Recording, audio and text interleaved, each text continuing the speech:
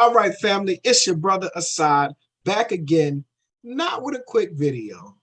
This is the second African American dialogue, and it was a phenomenal conversation. Took place today, December 15th, 2021.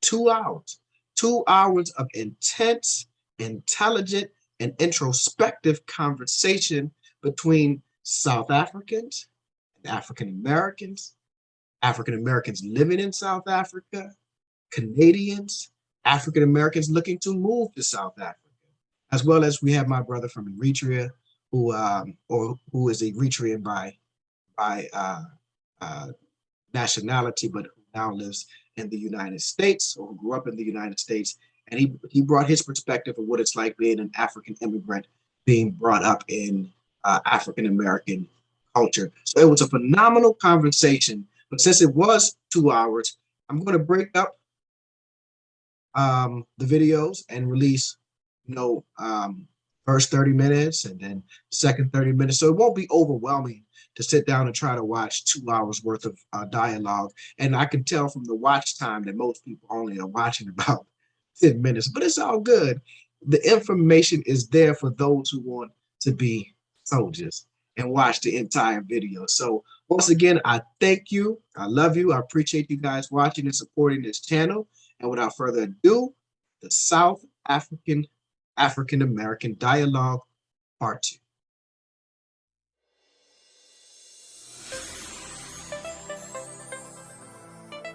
2. This group can focus on group dynamic and us moving as an entity to have impact in South Africa. African, as long as you're a black man, you're an African, and it's true.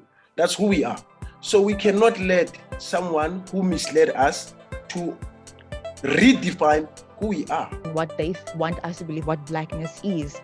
They are keeping us from realizing that actually we hold the power because we are the gatekeepers of our culture. We need to appreciate, as Africans in the continent, we don't have a right to be prescriptive in how you have to define yourselves. Being disenfranchised, being called the N-word on a daily basis, walking, crossing the street, being typecast or associated as, someone who, fit the description. I want to introduce, so I know this conversation is centered around South Africa, right? But the greater conversation is about connecting Africans to African Americans, connecting the continent to the diaspora, right? So my brother, I've known for 20 years, right? I was the best man in his wedding. This is my best friend on planet Earth, right? He is the son of an immigrant from Eritrea, right?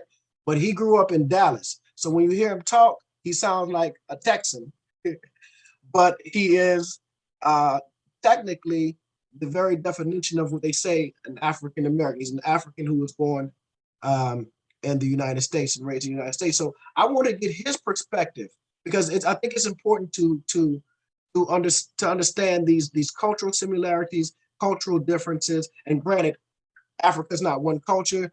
Habesha, Eritrean culture is quite different than southern, South African culture. But to understand what it's like to be an African immigrant, son of an African immigrant in the United States, and just to give his experience, how was it growing up with Black folk, African Americans, the feelings of acceptance and all that good stuff. So I'll let the brother jump in, introduce yourself. It's my brother Raphael. Thank you, Brother Asad. Hey, everyone. My name is Raphael Faseha. I reside in Dallas, Texas. I actually am a product. I'm a child of the diaspora, right? As Lionel had mentioned, and I've been in the United States pretty much my entire life.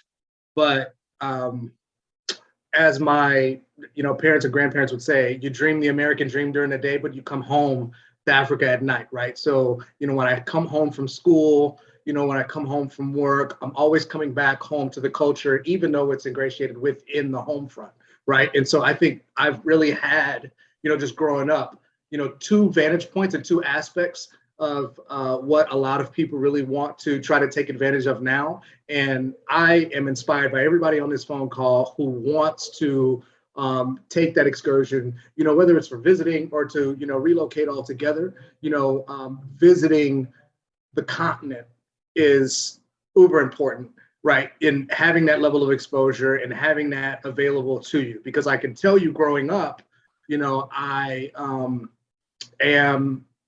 grew up an African who grew up in America, right? An African in America. But my peers were African American, right? And I can tell you guys, although there were differences in the home front, you know, we've really traveled along the same roads, right? You know, so you know, I experienced a lot of the same things that African Americans experienced in my upbringing, right? Being disenfranchised, being called the N-word on a daily basis, called, you know, crossing the street, being typecast or associated as, you know, someone who, you know, fit the description, right? You know, and just dealing with that entire situation in my 30, 40 plus years of, you know, of being on this earth and being in the United States. So I have that vantage point, but I, you know, was also able to come home to where I knew that there was a culture and that there's a place and that there's a land that could accept me for just who I am as well.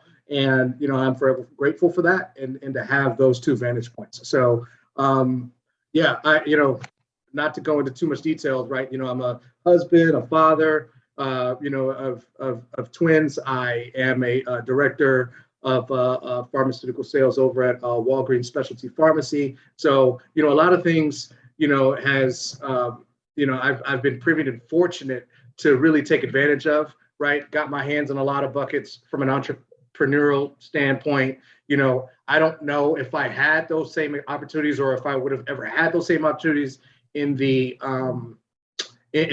continent growing up at that point in time, but, you know, was able to take advantage of that. But yes, you know, and I did see a question. Do I speak the native tongue? Yes, I do. You know, salam, out nafash. You know, I do speak Tigrinya, which is the native tongue of Eritrean in East Africa. So that's where my family is from. And I'll stop rambling, but I don't know if we had any questions or anything. I do. And if anyone else has questions, Adrian, will you monitor the hand raising for me? Okay. So I met Raphael at a historically Black college university. He went to a HBCU with my wife and the rest of us. So what was it like being an African immigrant? How was it in terms of being accepted by the Black community, the African American community, and then going to a HBCU? Was that you know, because then you met Black Americans from everywhere, not just Dallas. So yeah, no, great question. So I'll tell you, you know, I think I was prepared for my HBCU experience, you know, just, you know, through my upbringing in, you know, middle school and high school, right? I can, you know, kids are immature, say a lot of things, right? You know, and they tend to, you know, make fun, right? You know, so where we get, you know, called the names for being, you know, an African, all that. I dealt with all of that as a younger child.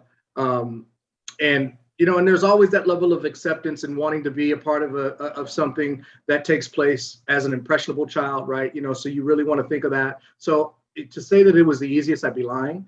But by the time I got to college, you could see that there are different factions, even at an HBCU, especially at an HBCU, actually, where, you know, your skin and your race wasn't necessarily what segmented you to a certain group, right? You know, so even amongst the whole group of African Americans that, you know, visited that all attended this one university, right? You had those that were financially well off. You had those that were struggling, right? You had those that were a part of some sort of organization, whether it was Greek letter, you know, chorus, theater, whatever, right? And they all just hung out in their little pockets, right? And so early, right, my freshman year orientation coming in, I didn't know where I fit in. But just like any other student, after a while, you realize, hey, you know, get attached to the things that you like, right? Get attached to the things that you want to become, the things that you want to be a part of. And that's why I was lucky enough to meet great people like Adrian and Lionel.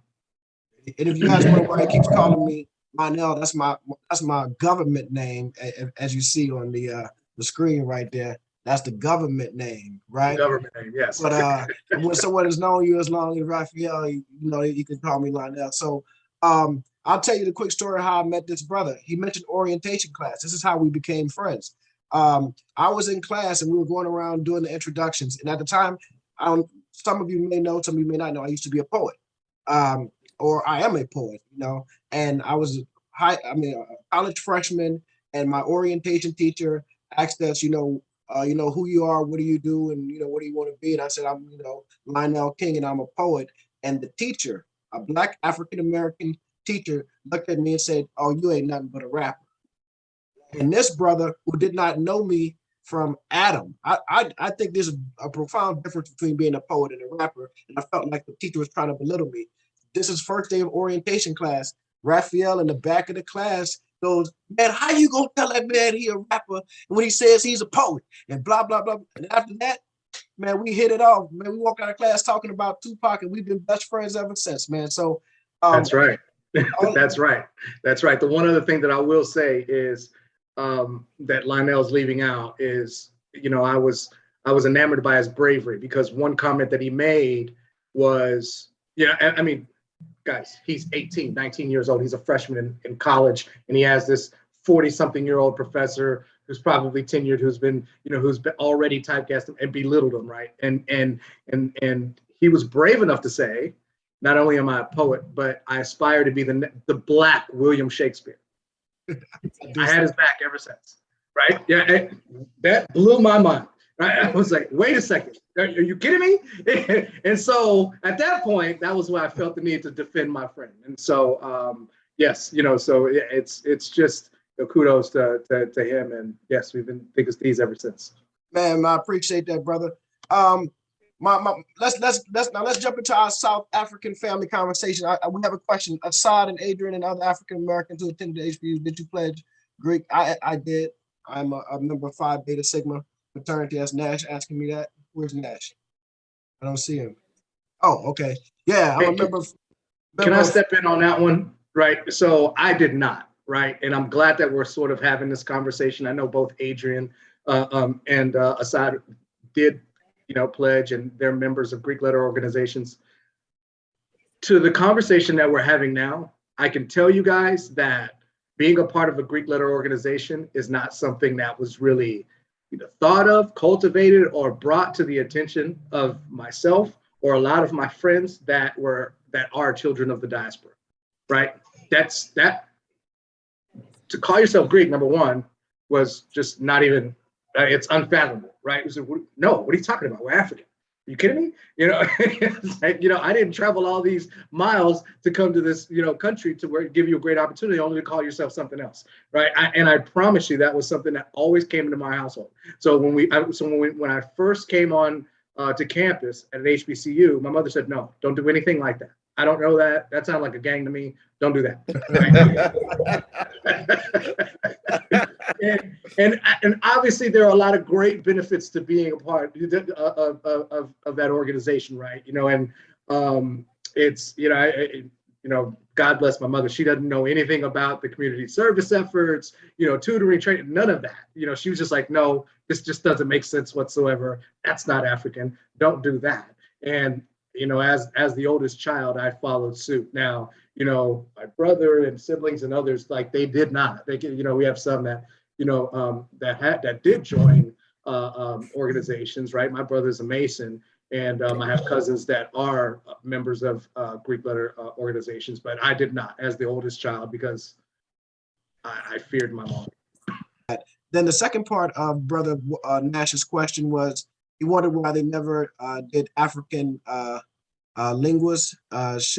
Should be a question why the NAACP should look into, and this is the same here in South Africa, the varsity models are in Latin. So I just want to clarify, Brother Nash, that the only thing Greek about the organizations are the letters, right? These organizations are, Kwame Nkrumah, right, is a member of Phi Beta Sigma, right? He pledged at Lincoln University, right? These organizations are, again, the only thing Greek about them are the letters. And it's no difference than us sitting up here speaking English. It was just, indeed, it was modeled after white fraternities and sororities. But let's go back. The first Black Greek letter organization Then we're going to get into our South African conversation. The first Black Greek-led organization, A Phi A Alpha Phi Alpha fraternity, was founded at Cornell University as a study group. It's a few Black students at an all-white university. So this was a support group, a study group, friends, right? And then people begin to pattern other organizations after them. But our organization produced Huey Newton of the Black Panther Party, right? Dr. Huey Newton of the Black Panther Party.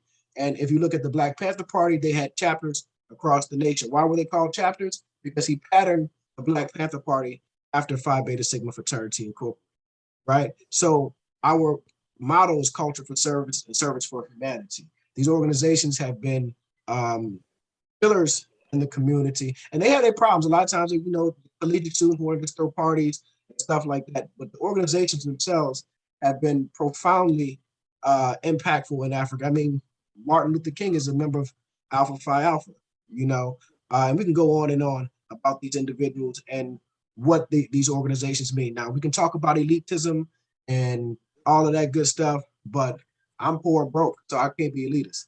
So, Brother Ezekiel, go ahead. I see your hand raised. Okay. Good evening, everyone. Once again, I wanted to my point. The point that I'm trying to bring is political correctness. I realize that most of the time people are defined as, I mean, people were Africans and were enslaved and now called African Americans. But who decides that? It's the very same guy who decides everything for us. So I'm saying we end up being trapped in political correctness, and it actually promotes further segregation of definitions. Now we are not all Black now. All of a sudden, there's an American, there's this, there's that, you know. So I'm trying to say maybe we need to rethink about it. Who are we? We are Blacks. We are Blacks. If we go to there's a song by Peter Tosh says, as long as you're a Black man, you're an African. And it's true. That's who we are.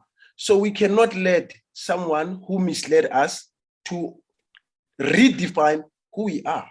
We are Africans, and period. We are. To say African and American is just a geographical definition of who that person may be coming from. And if it rings the bell, you will realize that's how the colonizer, the imperialist operates.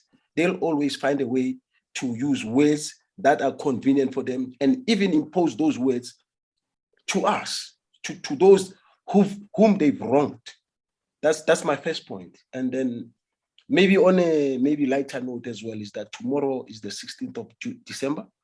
We're having a holiday here called, they call it now Day of Reconciliation. But that was the day when, this is the day when Dingaan comes from the bloodline of Shaga. When what happens to what do they call it? The Blood River. That's when the Blood River happened, when they encamped a lot of settlers and they attacked them. And then that's what brought this. And I'd like to maybe not, but I'm not apologizing to say things as they are, because that's what I think would lead us forward. We need to call it for what it is. And then in that way, we'll be able to go and we'll progress at least rapidly than we are right now in trying to redefine things. I mean, that's what they did with what you call the Jews. There is no, to say someone is a Jew, it's not a biological description of someone. It's a religious description of someone. Right. That's why when you say something that is really, really against them, they're gonna use the word. They say you are what? Anti-Semitic. You are saying something. You are being anti-Semitic. Yes. Semites are the ones. Yes. So, brother, what I'm trying to get at is that a Jew is not a biological definition. It's a religious definition or description of someone. So we should try and call it for what it is. I see Brother Michael Gibson has his hand raised. Well, I think in this group, I think we can agree that we are all Africans born in different places. We have Africans born on the continent, In the case of my family, we have Africans born on the island of Jamaica. I'm the first generation of Africans from Jamaica born in Canada, but I don't consider myself Canadian. I consider myself an African born in this place. The only true Canadians are the First Nations and the Indians who inhabited this area prior to all of us coming here and prior to the white men dropping off my folks in Jamaica and dropped off other folks other places. So I think in this setting, I think we can all agree that we're Africans, whether we want to define that further as Black and whatnot, but we're Africans. We just happen to be born in different places for whatever reason. And Ms. PLC, I see your hand raised, and I'm going to let you jump in. Okay, the last Zoom call we had, there was some criticism online about, they said that the South Africans who were on were too critical, basically, of South Africa, right? I saw one or two, at least 3 or 4 comments about it.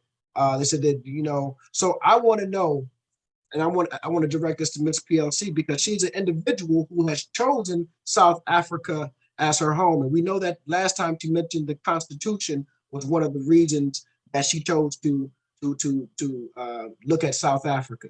But I want to ask Ms. PLC, can you tell me some of the positive things about being an African American in South Africa, living there, some of your best experiences, or how it has it positively affected you? Can you hear me? Yes, ma'am.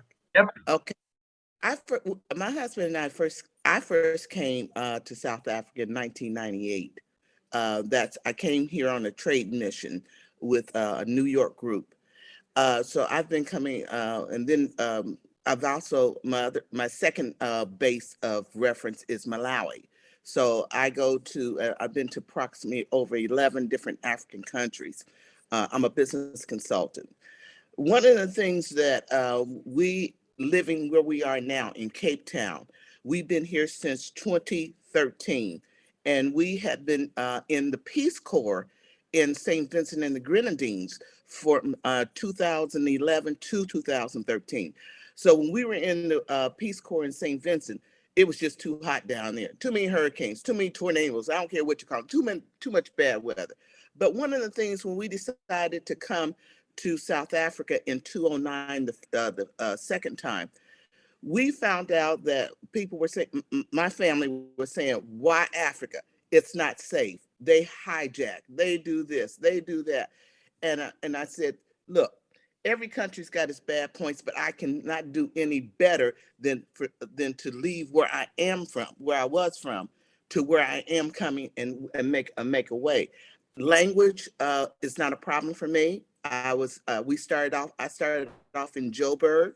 I have friends. I have a driver there and a friend who I met when he was 19 years old, and he's in his 40s now. One of the things that we came in here and we looked and we said, look, we need to find a house, we need medical, we need some basics, but we're not going to go back to America. And that's as of today. My will is made down here. My daughter is like, if we pass away here, this is where we're going to be buried at. But there were some things that we really had to get through that made us say we are at home. We have white neighbors, we have Black neighbors, we have indigenous Blacks, we have Cape Town is a mixture. We have people who are called colored. We understand that. Matter of fact, the colored family embraced us to help us get through a lot of our transition.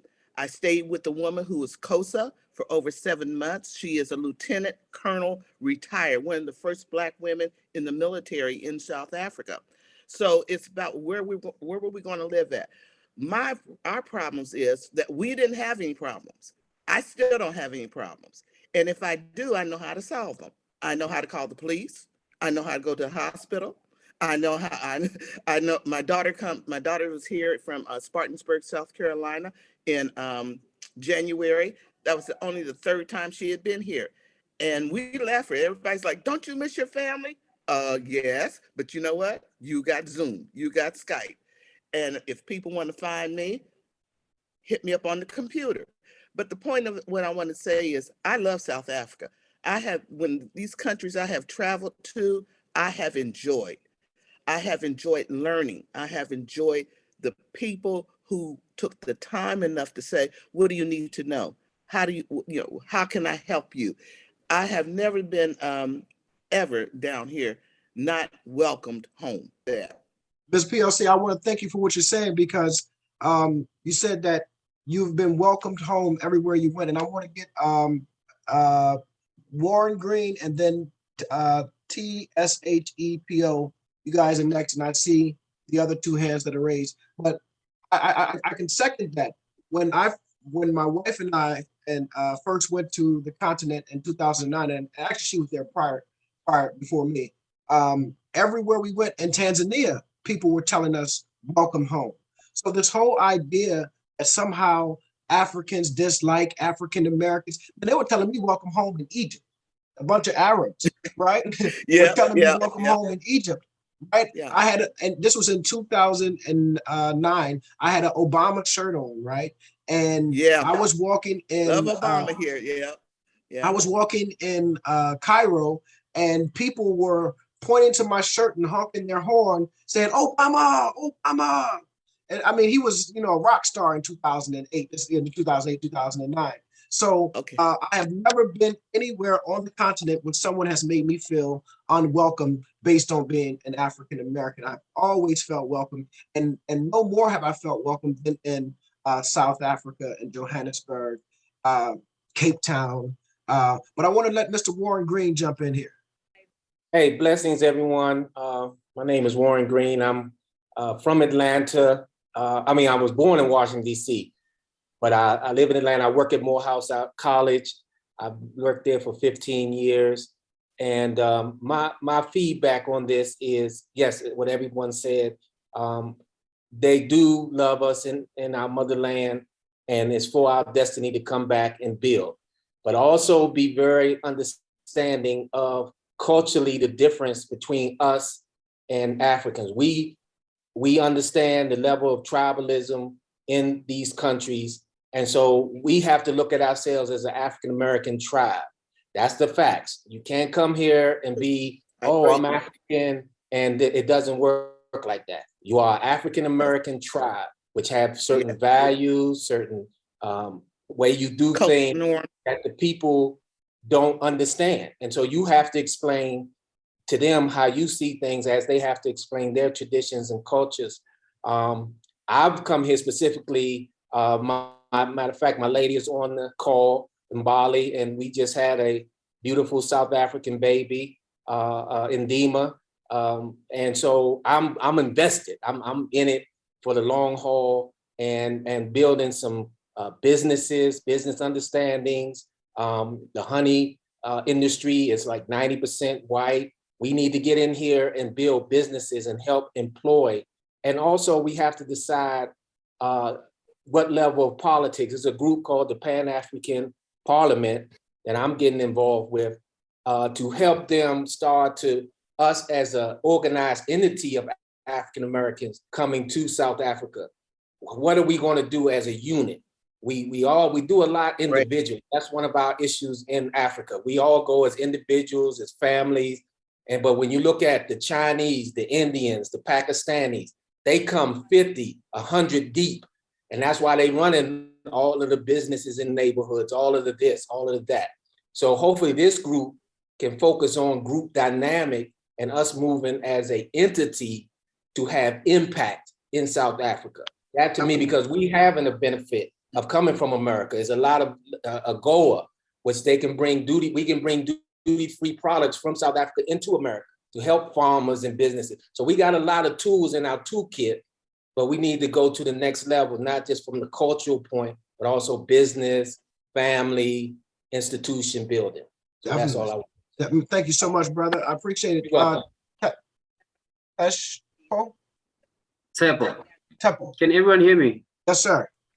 Yes. Oh, hello to everyone, everyone in, outside of the continent and everyone on the continent. My name is Tsepo. I am a telecommunications technician. I'm 24 years old, currently based in Bloemfontein in the Free State. just in case anyone was wondering. I haven't introduced myself. There's a lot to pick on, and I would like to answer one particular question about the comment section in said video that you did a few days ago. Yeah. About the criticisms that a lot of our people have. I, as a young South African, I'm a born free. I was born in 1997. I have the privilege of, going to school and actually finishing school, going to university and finishing. A lot of our parents never had that privilege at all. The reason we're so harsh on our systems, our institutions, our country in general, it's very simple. We, usually the youth, have very high expectations of ourselves. It's that simple. There's plenty of engineers, plenty of doctors, plenty of young professionals. The reason we're so critical of our own country is that we have very high expectations of this country. When this country was liberated, well, politically anyway, there was a certain, expectation in the air. South Africa was expected to be the center of trade. It was expected to be the center of all commerce. It was supposed to be the best economy in all of Africa. And for a while, we were doing that. I would argue for the first 15 years or so, until the 2008-9 recession, this country was doing very, very well. Black people were coming out of poverty in droves. All of us were going to private schools, not all of us, but a lot of us. I had the privilege of being one of those Black people. And it pains me, to see so many young Black professionals who have been groomed from birth. They've gone to school. They've gone to university. They got their certificates, or whatever course you want to do, right? Mm-hmm. And now we have a situation where unemployment is fast becoming a pandemic in this country. And it's not a pandemic for white people. It's not a pandemic for Indian people. It's not a pandemic for colored people. Are a different story altogether. Black people have a long way to go in this country. And it bothers us in particular as the youth to see so many of our institutions that have such a high potential for progress. Our constitution is a very good example, right? The problem with our constitution is that it only works in theory. But when you ask the government to actually enact those laws, when you ask the government to actually put, for example, in the Bill of Rights, people have a right to dignity, right? Land in this country is highly linked to a person's dignity, right? Whether it's property, whether it's farming, whatever you want to use it for. The laws in our constitution do not apply to the vast majority of us, especially Black people. They just do not. We have a constitution where education is free from, you guys call it K through 12. We call it grade R up until grade matric, right? For poor people, we have something called NSFAS. It's basically a scheme that the government comes up with to help poor people go to school, right? Those who can't afford education. They do all of these things. And then when it's time to put us into the workforce, when it's time to unleash us into the world, if you will, right? We are just shackled. We are met with the harsh reality of, it's a very, very harsh reminder that you leave university, and then after you leave university, you go into the private sector, and usually the private sector, because that's where the jobs are, right? You go into the private sector and you are confronted with a situation where 90% of people are white. I'm not sure who said this in the last conversation or Zoom call, who said, you can go to school as a Black person. You can do all the qualifications, all the training, only to find out that your manager didn't need any of that in order to be your manager. You as a Black person have to go through all these hurdles and these hoops and all that stuff. I mean, it's a circus act at this point, you have to do so many things. And then by the time you get to your dream job or whatever, you realize that some people have connections, and those connections land them there, and so on. So that's like kind of one thing. But if I was to kind of summarize everything in a nutshell, it's this: South Africans are harsh because we have very high expectations of ourselves. There's a lot of potential in this country, plenty of engineers, plenty of doctors and all that, right? They're just sitting at home, you know? And we were promised freedom, but we only got political freedom. Economic freedom doesn't exist. Social freedom definitely isn't there. I'm sure a lot of people will tell you that when a Black person tries to talk to you and they're trying to be respectful, they say a phrase called "luhualaka," you know, basically means boss, basically. When someone says "luhualaka," you know, my mother, she works for white people. When she says "luhualaka lempatla msebenzini hosani," or something like that, right? That's in Sesotho. She basically means, you know, my boss wants me at work. We have this thing as Black South Africans, and so, usually the older ones. It's an inferiority complex. And it bothers me because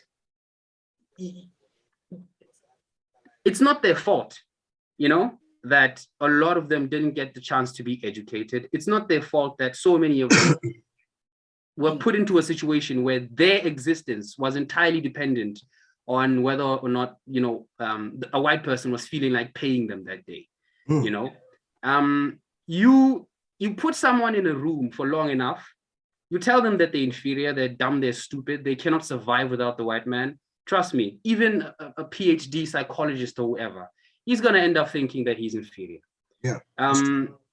That's exactly what happened to Black people during apartheid. And this is what makes me so angry. There's a huge, huge disconnect between the new generation and the older generation, you know? So, yeah. If you don't mind, let me jump in. I just want to say that, and Ms. PLC, I'm going to mute you right quick, so I want to make sure if you don't mind, okay? Should I mute myself? No. So I want to say that what you're saying sounds so very similar to the experience of African Americans. We have something called the imposter syndrome, right? Feeling like, hey, I have a PhD, I have a master's or whatever have you, and I still don't feel like, you speak of the inferiority complex, I still don't feel like I fit in, or that I am qualified for this job or whatever have you. So I think that is a result of racism and white supremacy. That is something that we have to psychologically battle as a group and as individuals to break out of Africa. So Miss Judith, I'm going to ask you to unmute yourself and jump in. I see your hand raised. Yes. Okay, this is actually for Tsepo. So what happens is, Tsepo, you have not lived. Yes, you have not lived during the apartheid time. I was born and lived during the whole. I'm 71 years old, and I had to leave South Africa at a certain time. Okay. So now, from the outside looking in, I come back to SA almost every second year. I've got 3 boys, I'm a grandmother. My children were brought up by a South African mother, whether they live in Europe.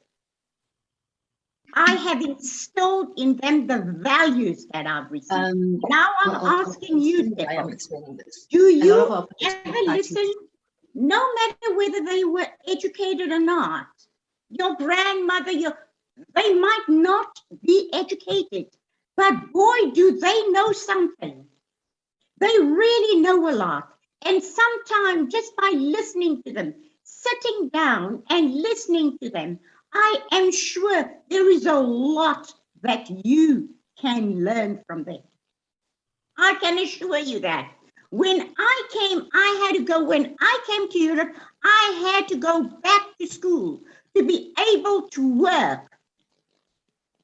And yet I was a qualified teacher.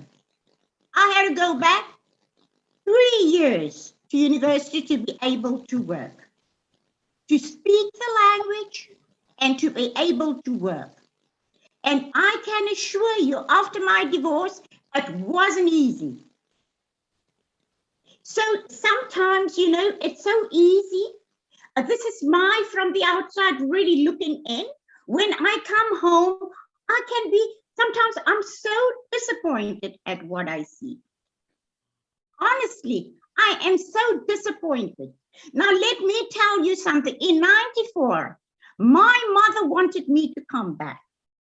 Okay? I said, okay. Seeing that I was divorced, I said, okay, I'll come. You know what I was told by the government? Oh, perhaps it would be better if you go back where you were. And yet I had all the qualifications to make it in SA, but no. They said, no, go back to where you were. And I came back. And can I tell you something? I am happy that I came back. I love South Africa. It's one of the most beautiful countries with such a lot of potential. So please look at what you have and work with what you have. Because this is where, it's only that, this is what you're going to have, Teppo. Work with what you have. It's not trying to think, the grass is never much greener on the other side. You're going to find obstacles where you are going to go to also. This is what this world is like, full of obstacles, and it's a war zone out there. So no matter where you are, that's all that I really have to say. Please, South Africans, you've got the most beautiful country. I have traveled and I have lived in so many countries. I can assure you, every time, SA will always be SA for me. Thank you so much. That was really moving, absolutely moving. TSHEPO.